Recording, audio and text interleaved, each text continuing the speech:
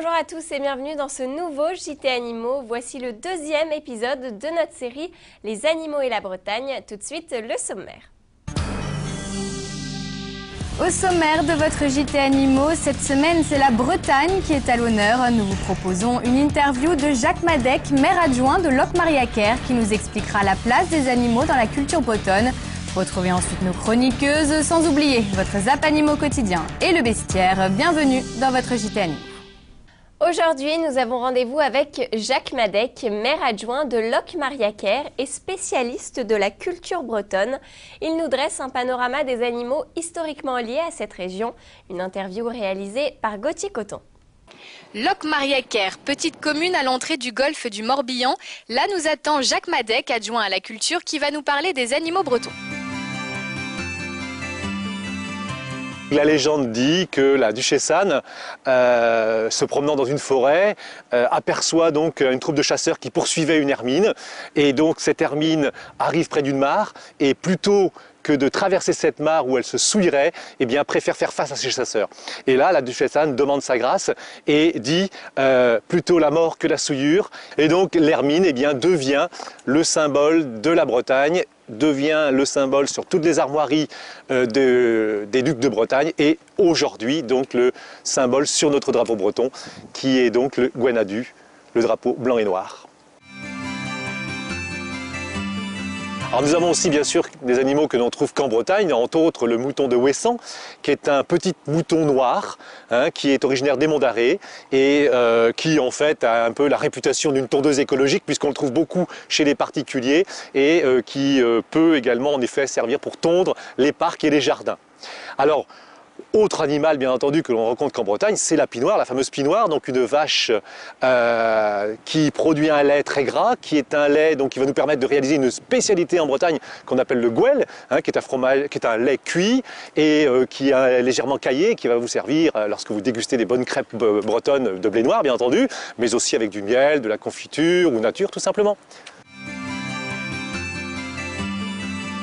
En Bretagne, nous avons aussi des oiseaux qui viennent y lire domicile en fait et qui viennent de très loin puisque l'ibis sacré du Nil est un oiseau qui est aujourd'hui autour du golfe du Morbihan, niche autour du golfe du Morbihan parce qu'en fait c'est un animal qui était en parc animalier, une partie d'entre eux se sont échappés et donc ont niché et maintenant sont des animaux que vous pouvez rencontrer en vous promenant autour du golfe du Morbihan. Trouver un compagnon de jeu n'est pas toujours évident, surtout pour ce chien, Alexandra. Ce chien rencontre un homme assis sur un banc avec qui il aimerait jouer. Bon, jusque-là, rien de vraiment anormal. Le problème, c'est que la personne ne bouge pas d'un poil. Vous allez comprendre pourquoi. Regardez.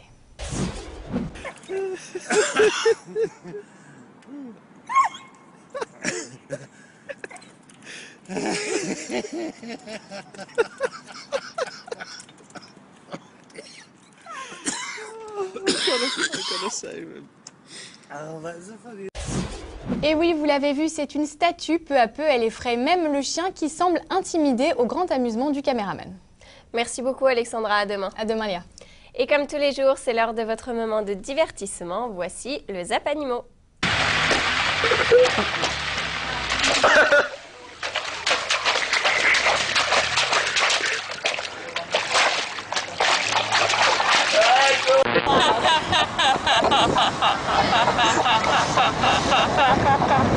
Well, let's just start with everybody. That's really freaking weird.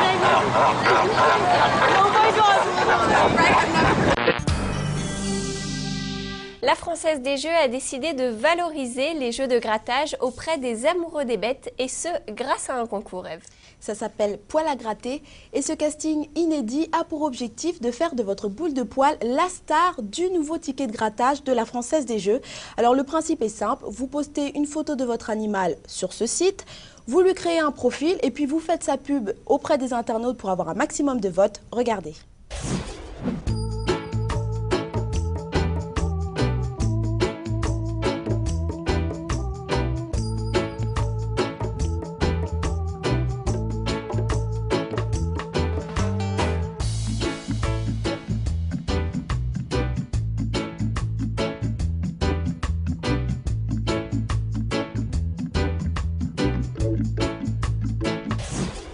Le Le concours n'est ouvert qu'aux chiens et aux chats âgés d'au moins 1 an. Les tickets de grattage seront disponibles dès le premier semestre 2012 et ne coûteront que 2 €. Alors pour plus d'infos, rendez-vous sur le site www.casting-ofdj.fr. Dépêchez-vous, clôture des votes le 26 juin. Merci beaucoup Eve, à demain. À demain Léa. Et comme tous les jours, c'est l'heure de notre bestiaire avec notre linguiste Albéric de Palmar. Manger la grenouille, voilà une expression tout à fait étonnante, parce qu'on se demande pourquoi on irait déguster ce batracien. Eh bien, manger la grenouille, ça veut dire autre chose. Et Balzac, dans Splendeur et misère d'une courtisane, cite cette expression quand il dit « trompe la mort à manger la grenouille ». Et je sais qu'ils ont juré de l'exterminer. Ben oui, mais ça ne nous donne pas l'explication. Eh bien, manger la grenouille, ça veut tout simplement dire dépenser sans modération et même, dans certains cas, partir avec la caisse. Eh bien, cette expression, qui date du XVIIIe siècle, vient en fait d'un verbe. Ce verbe, c'était le verbe grenouiller. Et grenouiller, ça voulait dire faire ripaille. Alors vous savez, les expressions naissent souvent des images, et plutôt que grenouiller, on en est arrivé à grenouille, et comme ça signifiait faire ripaille, on a trouvé que manger la grenouille devenait une très jolie expression qui voulait dire, comme je vous le disais tout à l'heure, partir avec la caisse.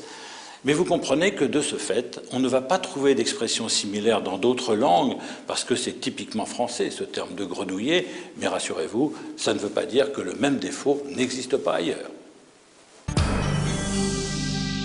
C'est l'heure de nous quitter. Merci de nous avoir suivis. Je vous rappelle que vous pouvez revisionner ce journal en intégralité sur notre site www.animotv.fr et ne manquez pas demain à 20h45 sur Animaux Cavaliers d'aventure, destination Nouvelle-Calédonie sur les traces des Stockmen.